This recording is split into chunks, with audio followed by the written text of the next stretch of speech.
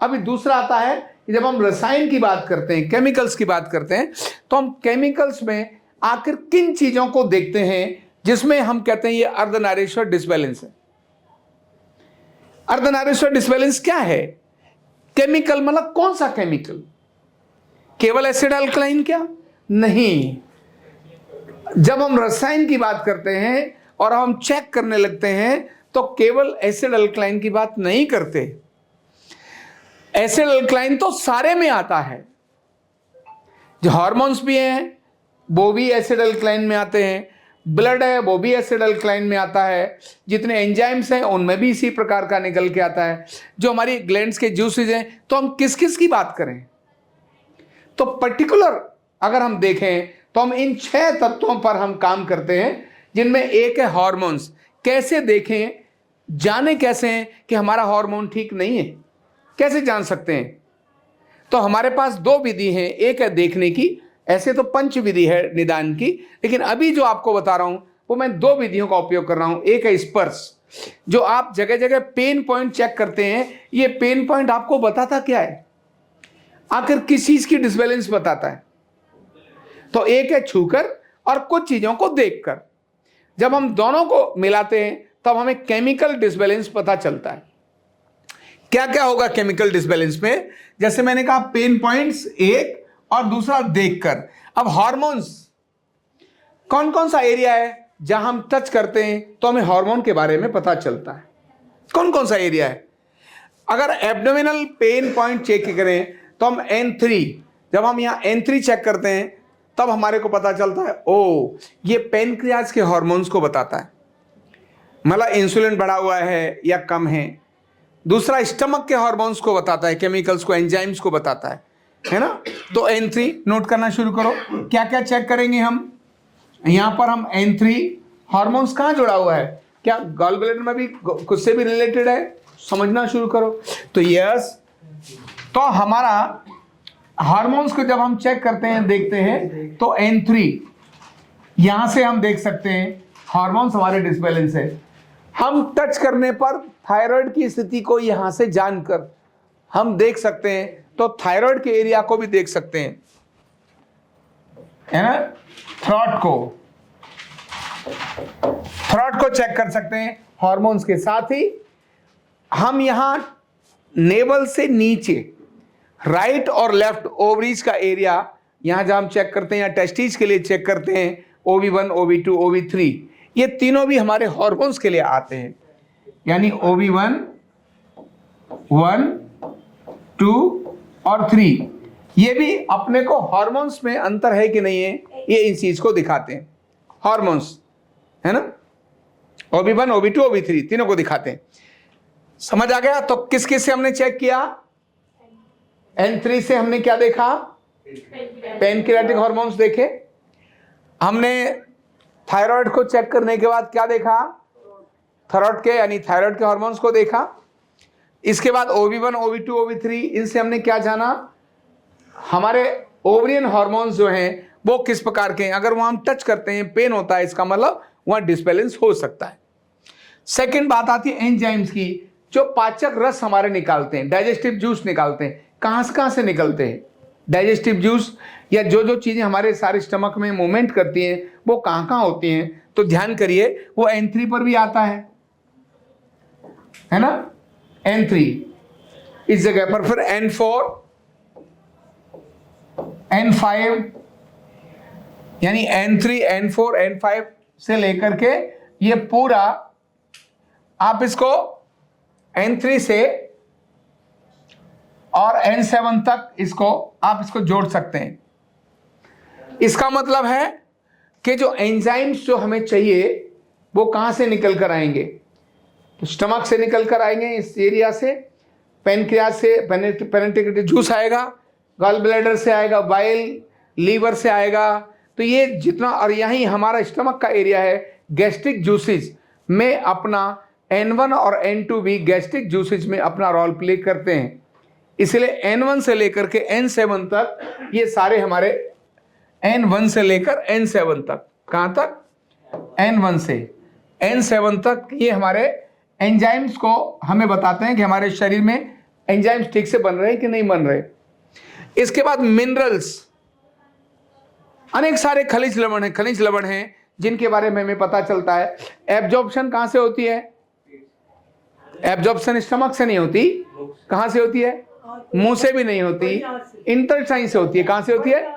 Intestine से होती है। तो लिख लो, इसके लिए क्या बताएंगे? N1 और N2, यहां से मिनरल्स का हमको हमारे को पता चलेगा कि अपना ऐसे ही स्टमक का जो एरिया आता है यानी स्टमक, तो N5 के साथ स्टमक का, तो अपना N7 ये इसमें आएगा, N2, N3 और N7। क्योंकि अगर लीवर ठीक, स्टमक ठीक नहीं काम कर रहा, पेट ठीक नहीं काम कर रहा, तो भी एंजाइम्स का एब्जॉर्प्शन ठीक नहीं होगा।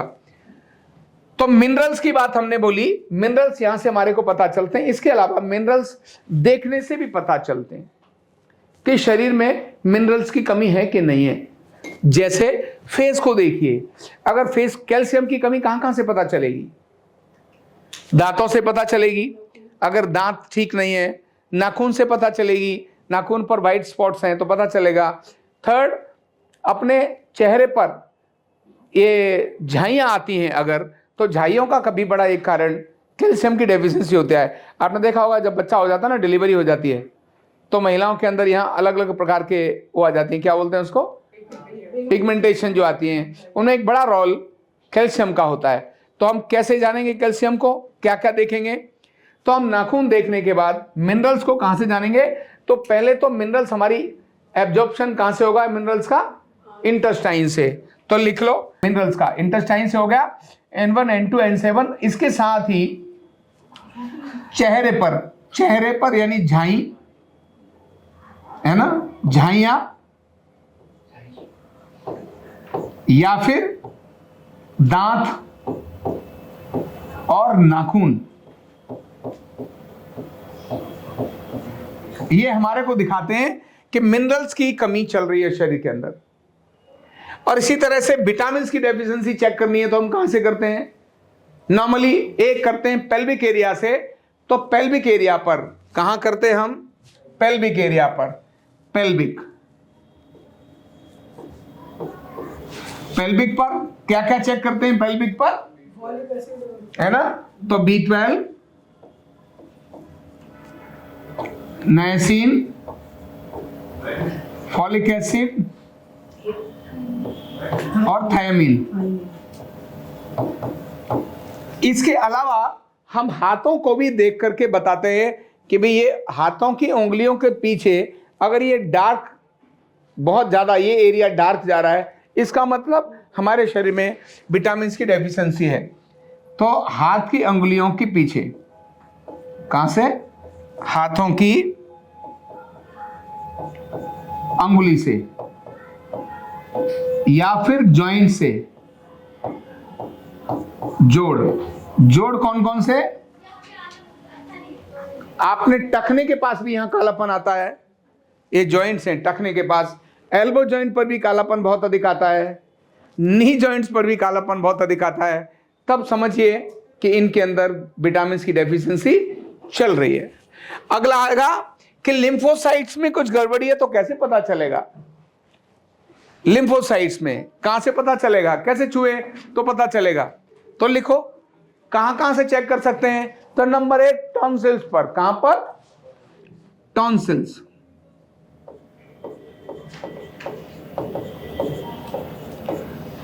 टॉन्सिल्स पर।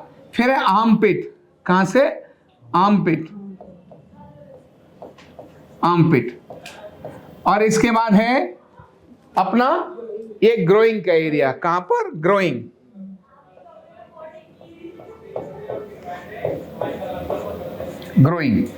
और इसी के साथ में लिम्फोसाइट्स के महत्वपूर्ण एरिया है। अगर आपके आर्मपिट में पेन आ रहा है, टॉन्सिल्स के एरिया में पेन आ रहा है या ग्रोइंग में पेन आ रहा है, इसका मतलब है आपके शरीर में लिम्फ की गड़बड़ी चल रही है। लेकिन लोअर लिम्फ्स में गड़बड़ी आएगी तभी यहां पर ग्रोइंग में दर्द आएगा। मिडिल एरिया में और बाजुओं में अगर कोई तकलीफ आएगी तब आर्मपिट के अंदर दिक्कत आएगा। ये चेहरे के एरिया में और यहां से छाती से ऊपर की दिक्कत आएंगी तो उस समय पर थ्रोट के एरिया में गड़बड़ाएगा, मतलब कहीं ना कहीं इन्फ्लामेशन क्रिएट हो रही है। इससे पता चलता है। एक और भी एरिया है जहां पर लिम्फोसाइट्स अपना इफेक्ट दिखाते हैं, जहां इन्फ्लामेशन क्रिएट करते हैं, और वो है अपेंडिक्स। कहां पर? अपेंडिक्स का एरिया।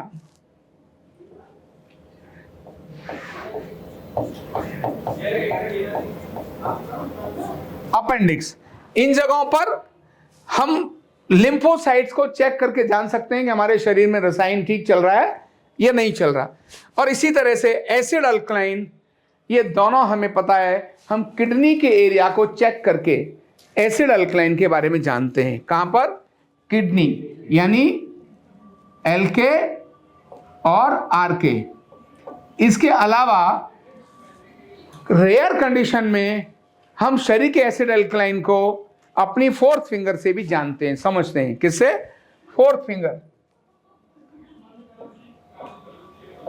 Fourth finger.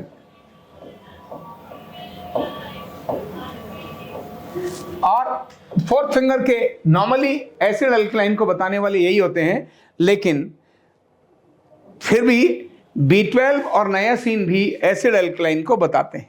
कहां से? B12 और नायासिन। इसको मैं B12 और नायासिन, ये दो स्थान भी ऐसे हैं जो एसिड अल्कलाइन को हमें बताते हैं। हमने ढांचे के बारे में और रसायन के बारे में जानना, समझना, ये ध्यान में आया कि आखिर हम ऐसा क्या करें जिससे हमें पता चले डायग्नोज करते समय कि ढांचा डिसबैलेंस है या रसायन डिसबैलेंस है। ये बहुत बेसिक इंफॉर्मेशन है जो एक न्यूरोथेरेपिस्ट को आना चाहिए। इन माने क्या से पता चले कि हार्मोन की गड़बड़ी है, कैसे पता चले कि एंजाइम्स की गड़बड़ी है, कैसे पता चले कि मिनरल्स की गड़बड़ी है, और कैसे पता चले कि उसके लिम्फोसाइट्स में गड़बड़ी है। ये भी तो भाई, लिम्फोसाइट्स क्या हैं भाई? WBC, RBC, WBC, ये सब क्या हैं? ये शरीर की जो फाइट करने वाली इम्यूनिटी है वो क्या है? कैसे पता चलेगा? तो वो इससे पता चलता है। जिसकी इम्यूनिटी डाउन हो, ध्यान रखना, आर्मपिट में या यहां दर्द आएगा ही। जिसको जल्दी इंफेक्शन कैच करता है उसको भी आर्मपिट और ये सब चेक करने पर पता चलेगा, हाँ यहां तकलीफ आएगी। कभी कभी रेयर एरिया में ये लिम्फोसाइट्स के लिए हम N5 को भी देखते हैं। किसको?